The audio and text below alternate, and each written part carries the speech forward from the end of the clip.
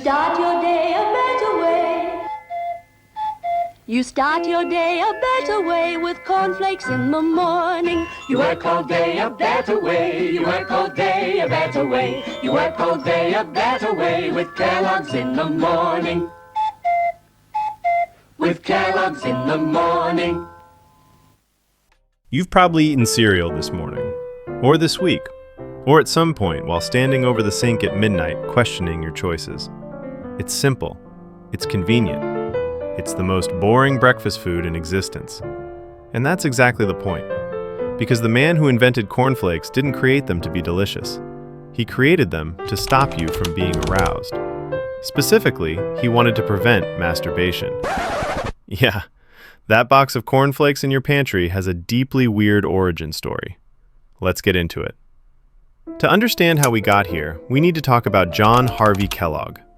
Kellogg was born in 1852 and became one of the most famous physicians in America. He ran a health sanitarium in Battle Creek, Michigan, where wealthy people came to get cured of various ailments. And by cured, I mean subjected to some of the strangest treatments you've ever heard of. Yogurt enemas, electric baths, vibrating chairs, light therapy. Kellogg believed most human diseases came from two sources: bad digestion and sexual excess. And in his mind, those two things were connected. He was convinced that eating rich, flavorful foods led to stimulating thoughts. Meat was dangerous, spices were immoral, anything that tasted too good was a gateway to sin. His solution? Bland food. The blander, the better.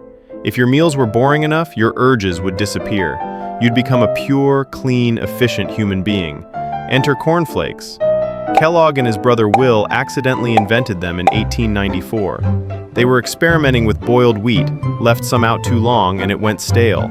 When they rolled it out anyway, it formed flakes instead of a flat sheet. They tried the same thing with corn. It worked even better. The flakes were crispy, easy to digest, and had absolutely no flavor whatsoever. Perfect. John Harvey marketed cornflakes as part of a complete anti-stimulation lifestyle. No meat, no alcohol, no spices, no sex, and definitely no masturbation. He was not subtle about this. He wrote extensively about the dangers of self-pleasure. His recommendations for preventing it included bandaging children's hands at night and eating bland cereal every morning. This was considered legitimate medical advice at the time. The Victorian era was a strange place. Now here's where the story takes a turn. John Harvey wanted cornflakes to remain a health food. Unsweetened, unpleasant, and medicinal. His brother Will had different ideas. Will saw commercial potential. He wanted to add sugar, make the flakes tastier, and sell them to regular people. The brothers fought about this for years. Eventually, Will won. He founded the Kellogg Company in 1906 and started mass-producing sweetened cornflakes. John Harvey was furious. He felt his brother had betrayed the entire mission. But Will understood something important. People don't want to eat punishment for breakfast. So he added sugar. He added marketing. He added a friendly rooster to the box. And cornflakes became one of the most successful products in American history. Today, cereal is a multi-billion-dollar industry. We have cereals with marshmallows, chocolate, and enough sugar to qualify as dessert. John Harvey Kellogg would be horrified. The food he invented to suppress human desire is now marketed with cartoon characters and prizes inside the box. And not a single person thinks about masturbation when they pour a bowl of Frosted Flakes. Well, maybe now you will. Sorry about that. There's something almost absurd about it.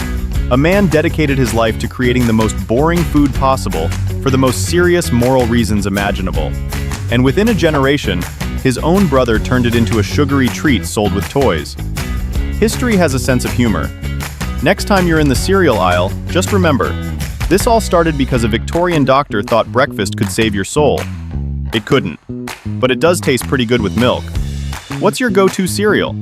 And what weird food origin story should I cover next? Drop it in the comments. I read every single one. Thanks for watching. See you in the next one.